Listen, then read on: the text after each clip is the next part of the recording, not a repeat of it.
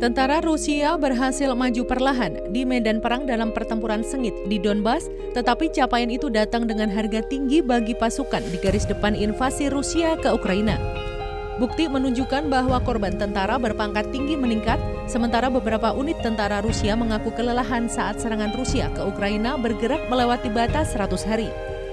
Beberapa pejuang telah secara terbuka menyuarakan keluhan kepada Vladimir Putin untuk penyelidikan kondisi medan perang dan apakah penempatan mereka ke garis depan bahkan legal. Dilansir dari The Guardian pada Selasa 7 Juni 2022, dua video yang beredar secara online dari para tentara Rusia dari Ukraina Timur yang telah dikuasai mengeluhkan kondisi yang buruk dan masa tugas yang lama di garis depan sehingga menyebabkan kelelahan. Dalam sebuah wawancara, seorang tentara Rusia yang bertempur di dekat Kiev, Kharkiv, dan sekarang berada di Ukraina Timur juga mengeluh kelelahan. Dia mengaku telah menghubungi seorang pengacara dan mengeluh bahwa dia tidak melihat istrinya selama berbulan-bulan. Pernyataannya konsisten dengan laporan tentang kesulitan Rusia dalam merotasi pasukannya yang kelelahan. Upaya pendaftaran tentara baru telah terhambat karena Rusia belum secara terbuka menyatakan perang melawan Ukraina. Kremlin terus bersikeras menyebutnya sebagai operasi militer khusus.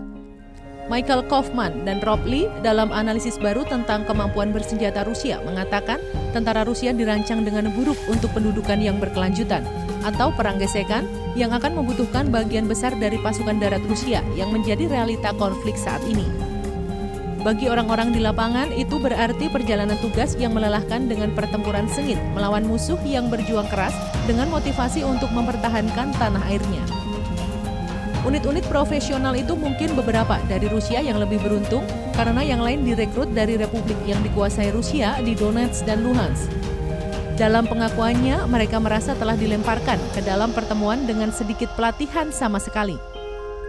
Video menunjukkan bahwa beberapa pejuang tidak memiliki perlengkapan dasar seperti rompi pelindung dan dipersenjatai dengan senapan tua.